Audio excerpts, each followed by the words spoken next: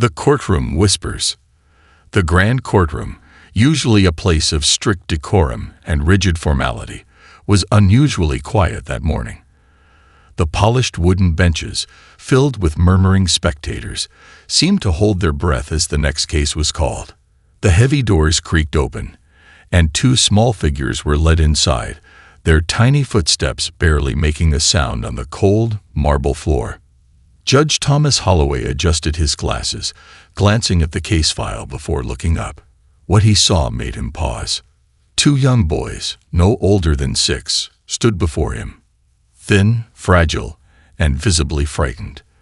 Their clothes were tattered, their oversized jackets hanging off their bony shoulders. Their small faces, covered in dirt and dried tears, carried an expression that no child should ever wear: hopelessness. They clung to each other as if letting go would mean vanishing into nothingness. The older of the two, distinguishable only by the slight height difference, swallowed hard as he stared at the imposing figure of the judge. The younger one bit his lip, trying to fight back tears. Judge Holloway's grip tightened on the wooden gavel in his hand. Something was deeply wrong. The courtroom murmurs grew louder. Even the attorneys, accustomed to defending criminals and negotiating high-stake cases, couldn't ignore the gut-wrenching sight. "Order in the court," the bailiff announced, tapping his baton lightly. The murmurs subsided. The judge cleared his throat. "Bailiff, please read the charges." The bailiff hesitated before speaking. His voice was firm, yet there was an unmistakable uneasiness in it. "Your Honor, these minors, Samuel and Simon Carter, stand accused of theft. They were caught stealing food from a local grocery store last night." A sharp gasp rippled through the courtroom. Some shook their heads disapprovingly. Others simply watched in silence, their expressions unreadable. Judge Holloway turned his attention back to the boys. "Is this true?" The older boy, Samuel, nodded slowly. His voice trembled, but he spoke with surprising clarity. "Yes, sir, but we weren't trying to be bad. We were just hungry." His little brother, Simon, gripped his arm tighter. His lower lip quivered. "We didn't want to steal, sir. We didn't know what else to do." The judge felt his heart tighten, but he kept his face neutral. He had seen countless criminals come through his courtroom, each with their own excuses, but these were just children. And their voices, their sunken cheeks, their frail bodies, all of it painted a picture far more devastating than the one in the case file. The store owner, a burly man named Mr. Reynolds, stood up from his seat. His face was red with frustration. "Your Honor, I run a business, not a charity. If I let these kids go unpunished, next time it'll be more than just a loaf of bread and a few apples." Samuel flinched. Simon whimpered. Judge Holloway turned his piercing gaze toward Mr. Reynolds. "Do you know these children personally?" The store owner shifted uncomfortably. "No, sir. But that's not the point." "The point is." "The point," the judge interrupted, his voice calm yet firm, "is that we are talking about two hungry, abandoned children, not criminals." Mr. Reynolds huffed but remained silent. Judge Holloway turned back to the twins. He softened his tone. "Where are your parents?" The courtroom fell into an even deeper silence. Samuel took a shaky breath. "We don't have any, sir." The judge's heart clenched. He leaned forward slightly. "What do you mean?" Samuel swallowed hard. "Mama got sick and went to the hospital. She never came home." Simon sniffled. "And Papa left a long time ago. He said he was going to find work, but he never came back." A woman in the gallery let out a quiet sob. Someone whispered, "Oh, dear God." Judge Holloway clenched his jaw. He had been in law for over 30 years, but no case had ever made him feel like this. "So," he said carefully, "you've been living alone." Samuel nodded. "We stayed in our house for a while, but the landlord came and told us we couldn't anymore. He said we had to leave." Simon wiped his nose with his sleeve. "We tried asking people for food, but they told us to go away." The judge inhaled sharply, his chest aching in a way he hadn't felt in years. He turned to the public defender assigned to the boys. Do they have any known relatives? The lawyer shifted in his seat. No, Your Honor, none that we could find. They'd been living on the streets for months. Judge Holloway's grip on his gavel tightened. Months. Where have you been staying? He asked, though he dreaded the answer. Samuel hesitated. Then, in the smallest voice imaginable, he answered, The old bus station. The benches are cold, but at least they have a roof. Judge Holloway felt his composure cracking. He took a deep breath, willing himself to remain professional. But deep inside, something inside him shattered. A courtroom, his courtroom, was no place for children like these. These were boys who should be playing outside, learning to read, or laughing with their family over a home-cooked meal. Instead, they were alone, starving, and facing legal charges for something that was not their fault. He turned back to Mr. Reynolds, who now looked incredibly uncomfortable. Do you still wish to press charges? The man hesitated. His earlier anger seemed to drain out of him. I suppose not, Your Honor. The judge nodded firmly. Charges dismissed. A sigh of relief rippled through the gallery. But the judge wasn't finished. He leaned forward, looking directly at the boys. Now, tell me the truth. When was the last time you had a full meal? Samuel looked down. Simon's grip on his brother's arm tightened. The silence lasted too long. Judge Holloway's throat constricted. He didn't need an answer. He exhaled sharply and pushed back from his bench. Court is adjourned for the day. The gavel came down, but he didn't move from his seat. He just sat there, gripping the wooden handle, staring at the two small boys who had just shattered his entire world. For the first time in years, Judge Thomas Holloway felt an overwhelming lump in his throat. And as he looked at the twins, trembling, exhausted, and desperately trying to be brave, he realized something. Justice wasn't just about laws and punishments. Justice was about doing the right thing. And right now, the right thing was staring him in the face. These boys needed help. And by God, he was going to give it to them. A judge's dilemma. The courtroom had emptied. The grand wooden doors had closed behind the murmuring spectators. The attorneys had gathered their files, and the bailiff had returned to his usual post by the entrance. The gavel had been struck, signifying the close of proceedings, but Judge Thomas Holloway remained seated at his bench, staring at the two small figures before him. Samuel and Simon Carter stood awkwardly, uncertain of what to do next. Their small, trembling hands were locked together, their eyes darting between the judge and the unfamiliar courtroom surroundings. Though the legal charges against them had been dismissed, their real trial, the one against hunger, abandonment, and the cruel reality of the world, was far from over. Judge Holloway ran a hand down his weary face. He had sentenced murderers, corporate criminals, and thieves in this very room. He had seen countless defendants weep, beg, and claim innocence, but never in his career had he felt the crushing weight of injustice as he did now. Mr. Reynolds, he called out suddenly. The grocery store owner, who had been gathering his coat near the exit, froze. The judge's voice carried a quiet authority. Tell me something. Reynolds turned around hesitantly. Yes, Your Honor. You own a grocery store, correct? The man nodded. Been in my family for 2 generations. And yet, 2 starving children stole food from your store, out of necessity, not greed. Tell me, in the time they were on the streets, did they ever come to you asking for help? Reynolds shifted uncomfortably. I don't know. A lot of folks come in asking for free food. I can't just give things away. Judge Holloway's expression darkened. Can't, or won't. Reynolds swallowed hard. I got a business to run, Judge. If I help one, I have to help them all. The judge let out a slow, measured breath. You're excused. Reynolds hesitated as if expecting further reprimand, but when the judge didn't say another word, he quickly left. The courtroom doors closed behind him, leaving Judge Holloway, the bailiff, the boys, and the public defender. The judge turned his attention back to the twins. "Come here, boys," he said, his voice softer now. Samuel hesitated but obeyed, leading Simon forward. They stood at the base of the judge's towering bench, their small, malnourished frames making them seem even tinier against the backdrop of polished wood and towering shelves of legal books. The judge set his glasses down. "Do you trust me?" The question hung in the air. Simon clung to Samuel's arm, his lip quivering. "I don't know, sir." Judge Holloway's chest ached.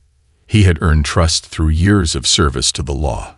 But these boys, these children, abandoned by the world, had been given no reason to trust anyone.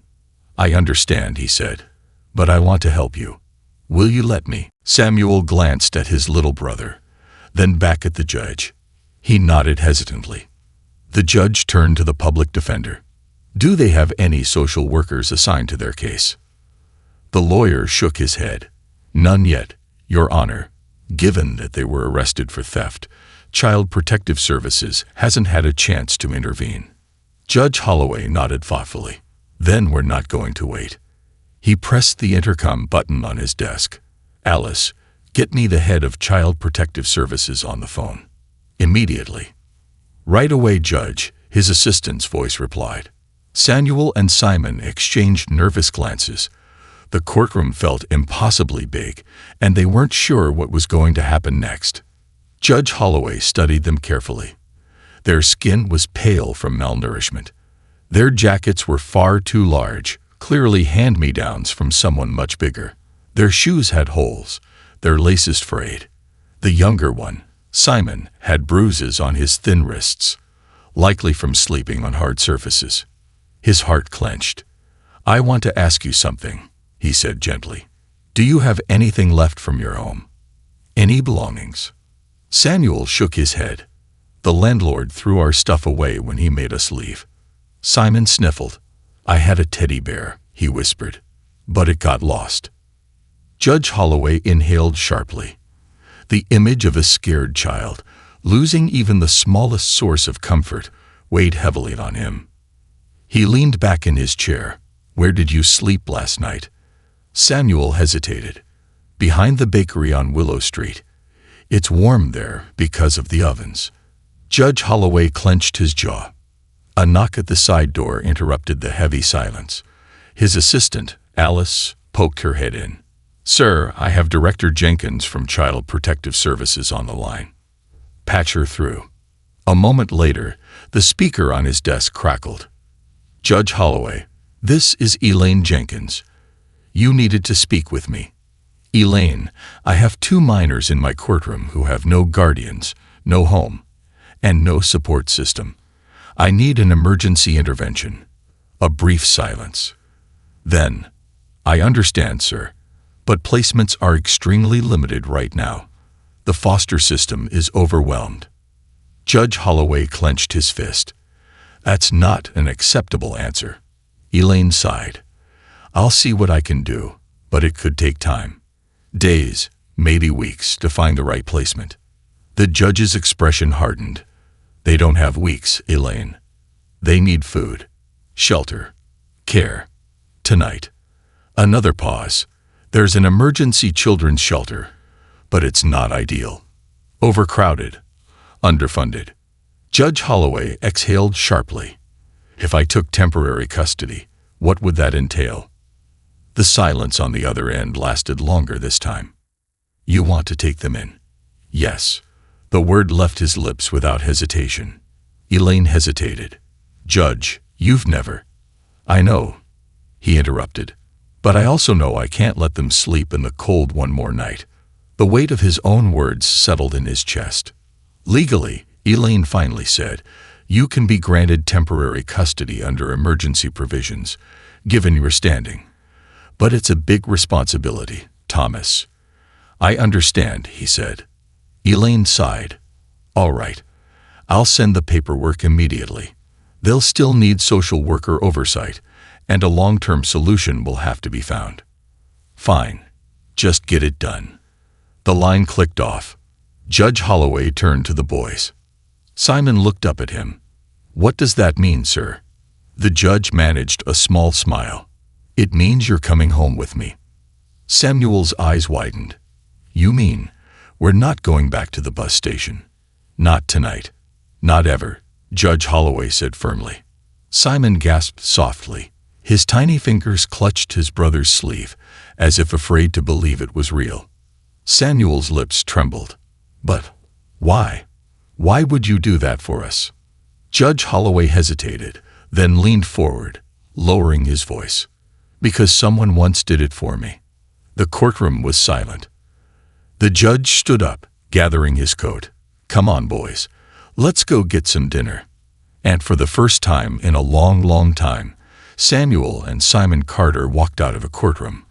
Not as defendants, not as criminals, but as two children who finally had someone looking out for them. A new beginning.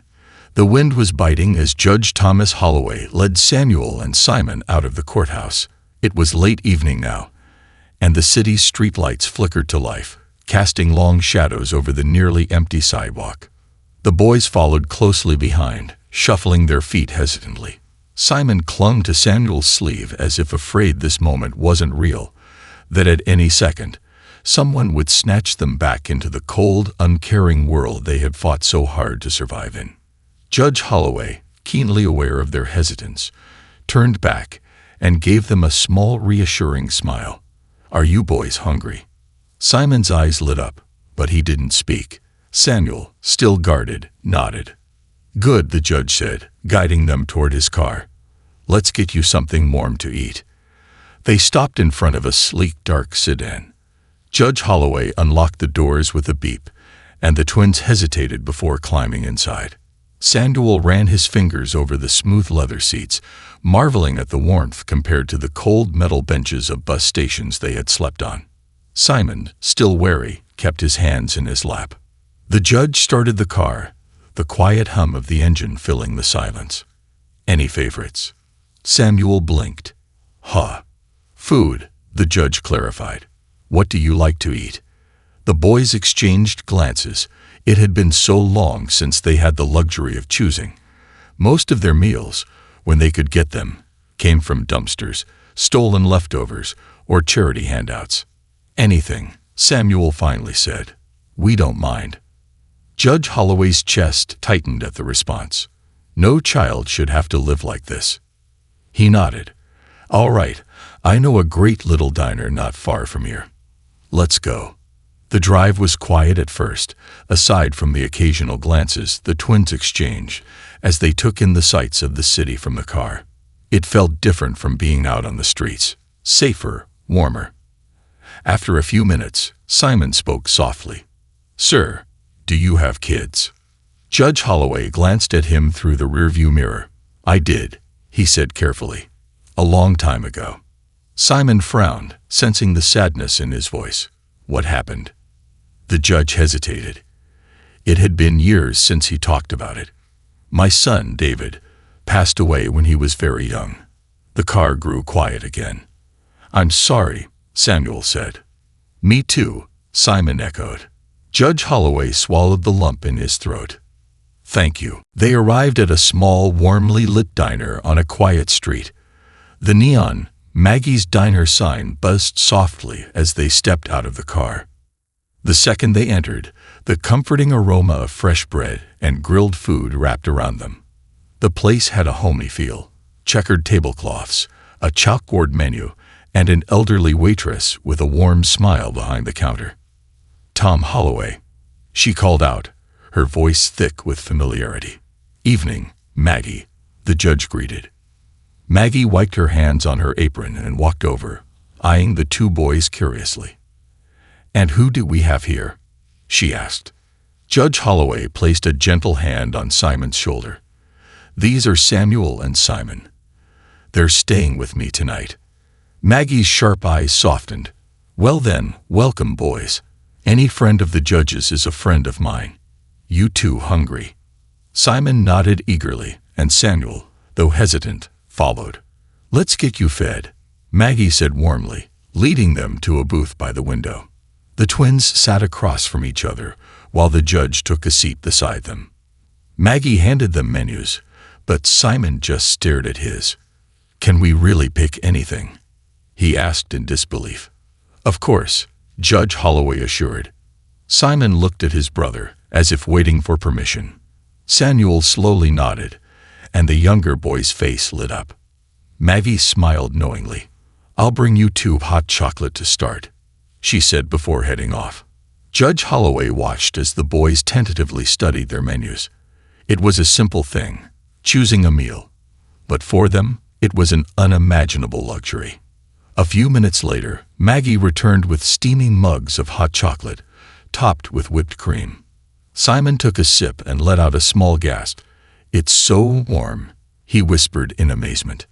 Samuel, though more reserved, couldn't hide his relief as the warmth spread through him. "You boys take your time," Judge Holloway said. "There's no rush." They'd finally placed their orders, Simon choosing a plate of pancakes with extra syrup, and Samuel opting for a cheeseburger and fries. As they ate, their walls began to come down. Simon, in between bites, began to tell the judge about the stray cat they had befriended behind the bakery. "We called her Missy," he said, grinning. "She was always waiting for us when we came back." Samuel, though still cautious, started to relax. Judge Holloway listened intently, asking questions, showing genuine interest. He wasn't just feeding them. He was giving them something they had lost long ago, someone who cared. By the time they finished eating, the boys were visibly more at ease. Simon yawned, his small body slumping slightly against his brother. Judge Holloway glanced at the time. It was well past 10 p.m. "We should get home," he said gently. The ride back was quiet, but in a peaceful way. Simon dozed off in the back seat, while Samuel stared out the window, his mind lost in thought. When they arrived at the judge's house, Samuel's eyes widened. It was a large, elegant home, a sharp contrast to the alleyways and abandoned buildings they had spent so many nights in. Warm lights glowed from the windows, and a neatly trimmed garden lined the walkway. Judge Holloway stepped out first and gently nudged Simon awake. The boy rubbed his eyes groggily as Samuel helped him out of the car. The judge led them inside. The house was quiet, but filled with warmth. Framed photographs lined the walls, bookshelves stretched across one side of the living room, and the scent of cedar wood lingered in the air. Judge Holloway led them upstairs to a guest room. It wasn't large, but it had 2 small beds, clean blankets, and a soft rug. Simon immediately ran his fingers over the fluffy comforter. "It's so soft." Samuel, however, hesitated at the doorway. "What's wrong?" the judge asked. The older twin looked up at him, uncertainty in his eyes. "Are we really staying here?" Judge Holloway knelt down to his level. "For as long as you need." Samuel's throat tightened. He had heard those words before, from shelters, from strangers. But something about the way the judge said it made it feel real. Simon was already climbing into bed, his small body disappearing under the covers. "Samuel, it's warm," he whispered excitedly. The older boy finally stepped inside, slowly sitting on the edge of the bed. He ran his fingers over the soft blanket, still trying to believe this was real. Judge Holloway smiled softly. "Get some rest. You're safe here." Simon was already drifting off, his breathing slowing. Samuel, however, lay awake a little longer, staring at the ceiling. He wasn't used to comfort. He wasn't used to safety. And yet, for the first time in years, he felt something unfamiliar. Hope, a bond of trust. A restless night. The house was silent except for the rhythmic ticking of the grandfather clock in the hallway. The warm glow of a nightlight flickered in the corner of the guest room, casting soft shadows on the walls. Simon had fallen asleep almost immediately, his small form curled under the blankets, exhaustion finally giving way to rest. But Samuel lay awake. He stared at the ceiling, his mind racing. The bed beneath him was too soft. The room was too quiet. The air smelled too clean. It was all foreign. For so long, he had been conditioned to sleep in uncomfortable places, on hard pavements, in cold alleyways, or on the rough wooden floors of shelters that never felt safe. His body had learned to stay alert, even in sleep. Now, surrounded by warmth and comfort, he found it impossible to let his guard down. What if this was temporary? What if tomorrow they would be sent away? What if, like so many times before, kindness turned into indifference? He turned on his side and glanced at Simon, who was breathing softly, his small hands gripping the blanket. At least Simon could rest. That was enough for now. Samuel sat up quietly and swung his legs over the side of the bed. He had an urge to check the door, to make sure it wasn't locked, to confirm that they could leave if they had to. But just as he moved, a soft creak in the hallway made him freeze. His heart pounded. Footsteps. Was someone coming? For a moment, his instinct screamed at him to wake Simon and run. But then the door opened gently, and the warm light from the hallway spilled into the room. Judge Holloway stood there in his robe, his expression kind but observant. "Can't sleep?" he asked softly. Samuel hesitated before shaking his head. The judge nodded as if he understood. "I get that." For a moment, he didn't say anything. He just stood there, giving Samuel the space to decide whether to speak. Finally, the boy whispered, "It's too quiet." Judge Holloway's brows furrowed slightly, then softened. He knew what Samuel meant. The silence of safety was something these boys had never known. "I used to feel the same way," the judge admitted, stepping further inside. Samuel looked at him, surprised. "When my wife passed away, and it was just me and my son David, the house felt too empty, too quiet." He sat down on the chair by the window, resting his hands on his lap. "At first, I couldn't sleep either," he continued. "I'd listen for sounds that weren't there. I'd expect to hear her voice in the next room, or David laughing in the hallway." Samuel watched him, silent. "But over time, I learned something," Judge Holloway said. "Silence isn't always a bad thing. Sometimes it means safety. It means peace." Samuel swallowed. He wanted to believe that. The judge leaned forward slightly. "You don't have to sleep if you don't want to, Samuel, but I want you to know, you don't have to be afraid here. No one's going to hurt you. No one's going to take Simon away from you. You're safe." Samuel clenched his jaw. He wanted to trust that, but trust had always led to disappointment. Still, something about the way the judge spoke made it feel different. "I'll leave the door open, okay?" Judge Holloway said gently as he stood up. "That way, if you need anything, you'll know I'm right down the hall." Samuel didn't respond, but as the judge turned to leave, he finally whispered, "Thanks." The judge paused, giving him a reassuring smile before disappearing into the hallway. For the first time in years, Samuel felt a flicker of something he hadn't dared feel in a long time. Hope. Morning light. When Samuel finally did fall asleep, it was only for a few hours, but it was deeper than he had expected. He woke up to the smell of something warm and buttery drifting into the room.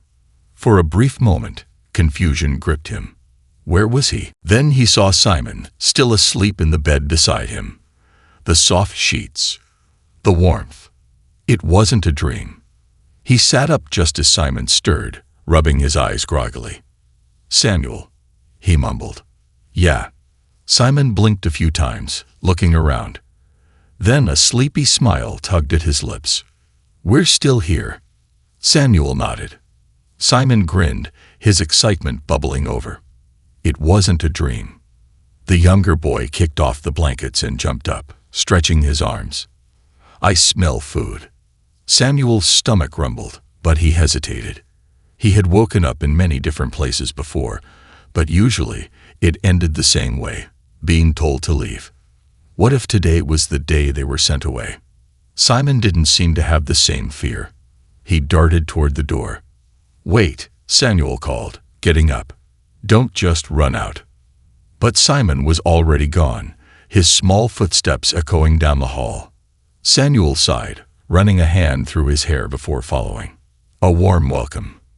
Judge Holloway was in the kitchen, humming quietly as he flipped pancakes on the stove.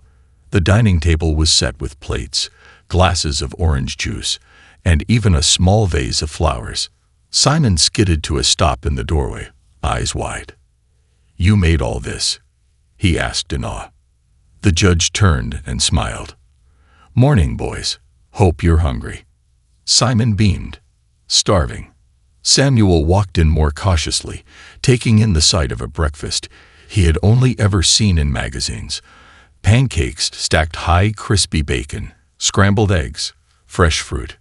It was almost overwhelming. Judge Holloway gestured to the table. "Go on, have a seat." Simon needed no encouragement. He scrambled into a chair, immediately reaching for the syrup. Samuel, however, stood still. The judge noticed. "Everything all right?"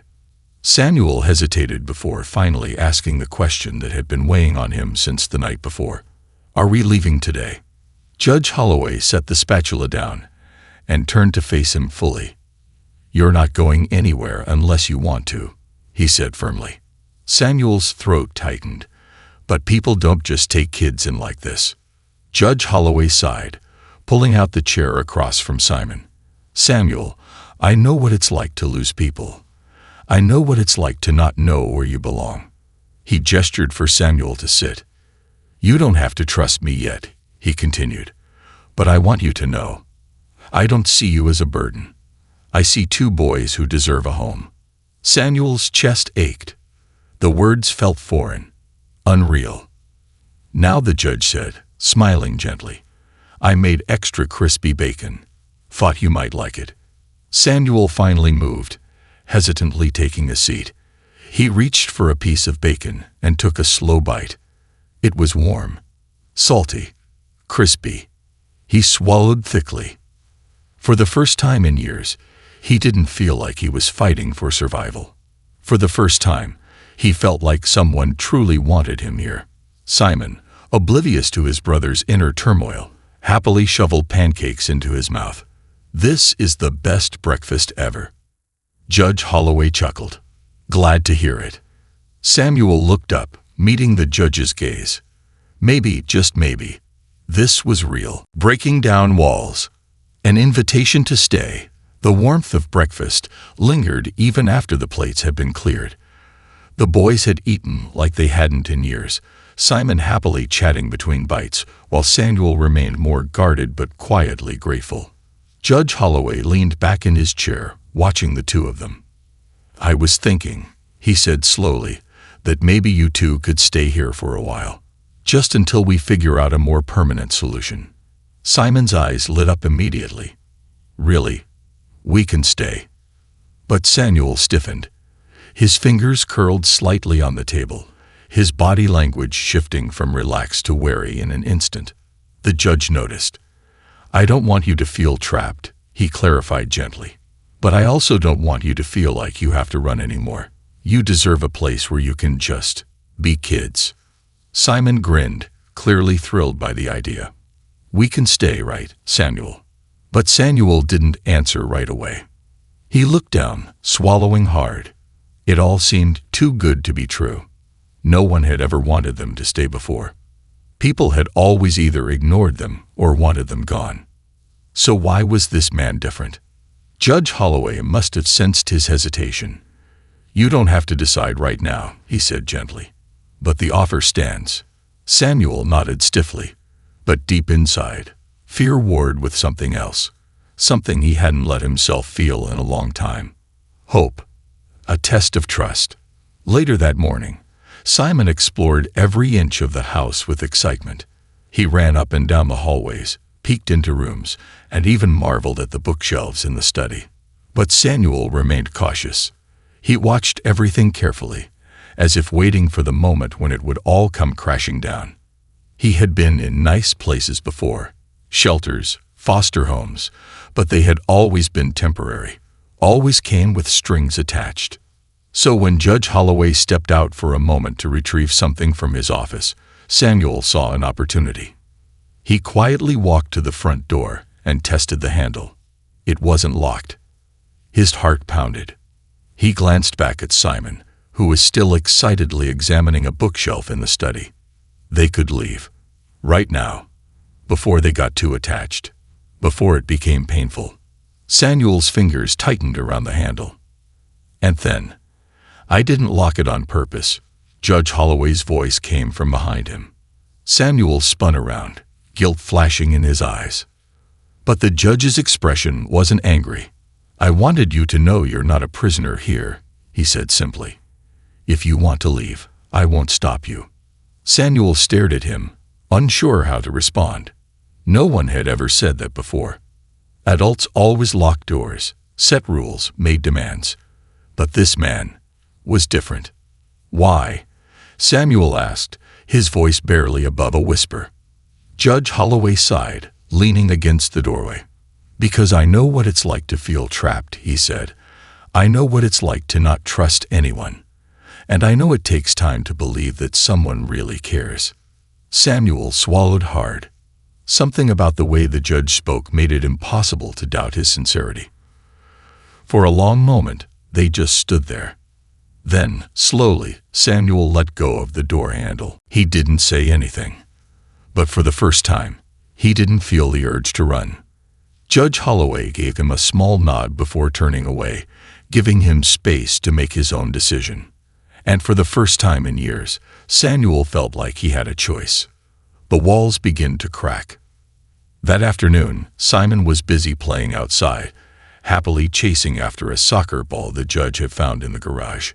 But Samuel sat on the porch steps, watching. Judge Holloway came outside with 2 glasses of lemonade, setting one down beside Samuel before taking a seat.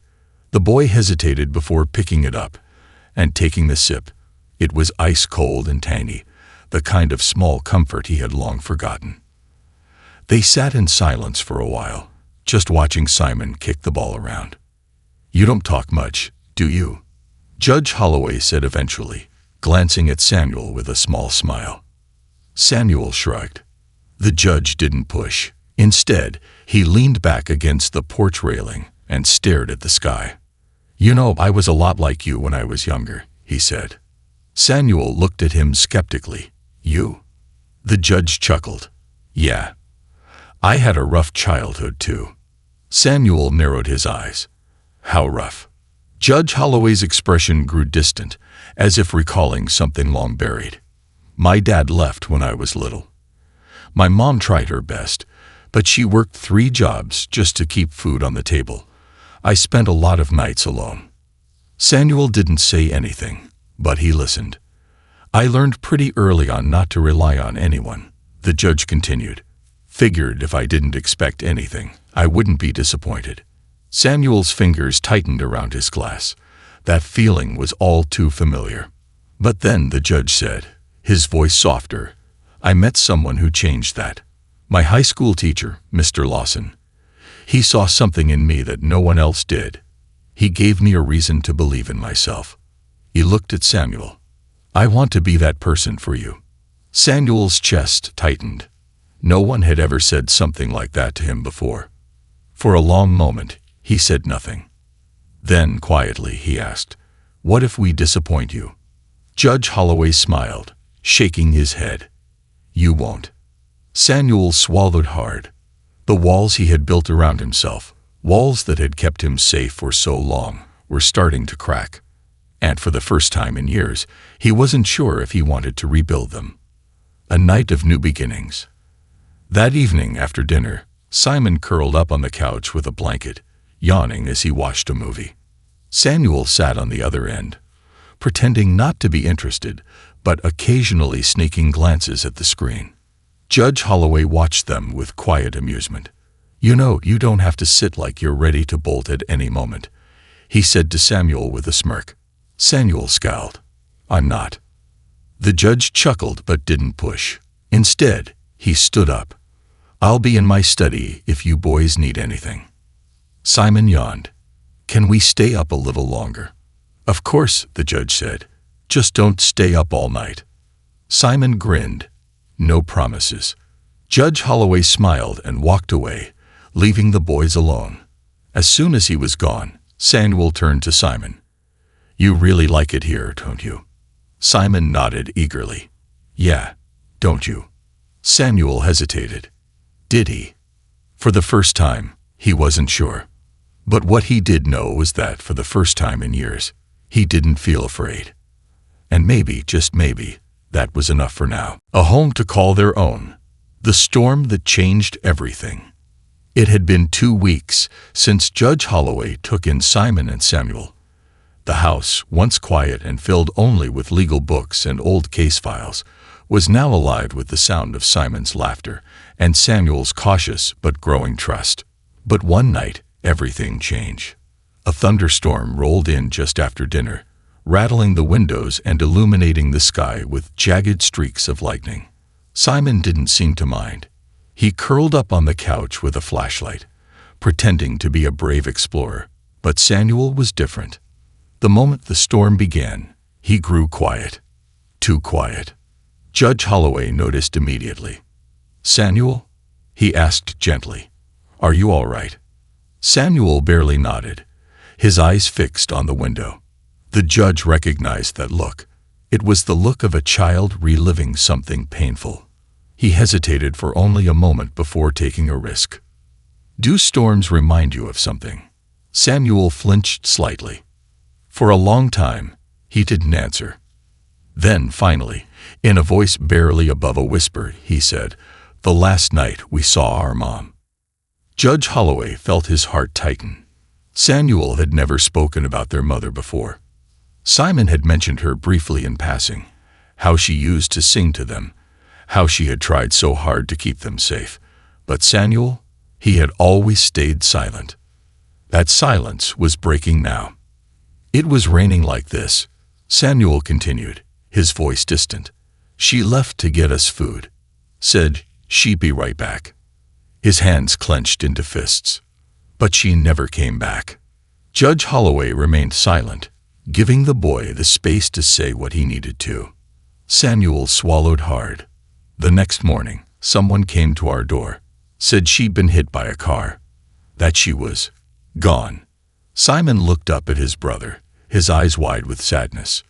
"We waited for her all night," Samuel whispered. "We kept thinking she'd come back, that maybe it was a mistake, but she never did." The judge took a deep breath, his chest heavy with emotion. "I'm so sorry, Samuel," he said softly. Samuel's jaw tightened, as if trying to hold back his feelings. Judge Holloway knew that pain all too well. The pain of waiting for someone who would never return. The pain of holding on to hope until it shattered. And the pain of learning to live with that emptiness. "You don't have to go through this alone anymore," the judge said. "You have people who care about you now. People who won't leave." Samuel's throat tightened. It was such a simple thing to say.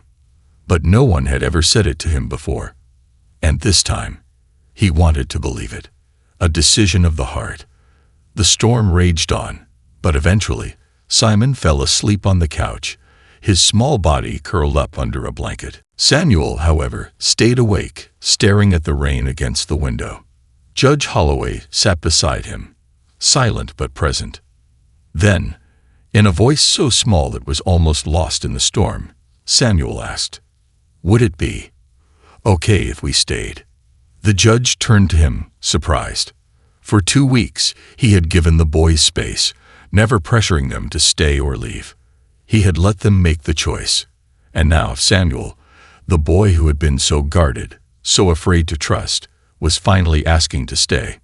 Judge Holloway's expression softened. "Of course," he said. "This is your home now." Samuel nodded, his throat too tight to speak. And for the first time in years, he allowed himself to believe it. A home to call their own. Days turned into weeks, and weeks turned into months. The judge formally applied to be their guardian. The court process took time, but when the final papers arrived, the boys officially had a home. Simon cheered when they signed the documents, waving his arms in excitement. Samuel, though quieter, held the paper in his hands for a long time, turning it over, reading the words again and again. A legal document. A promise. Proof that someone had chosen them. That someone had stayed. Judge Holloway watched him, seeing the emotions flicker across his face. "You don't have to be afraid anymore," he said gently. Samuel swallowed hard. Then, In a moment of unguarded emotion, he stepped forward and wrapped his arms around the judge. Judge Holloway froze for a second, shocked.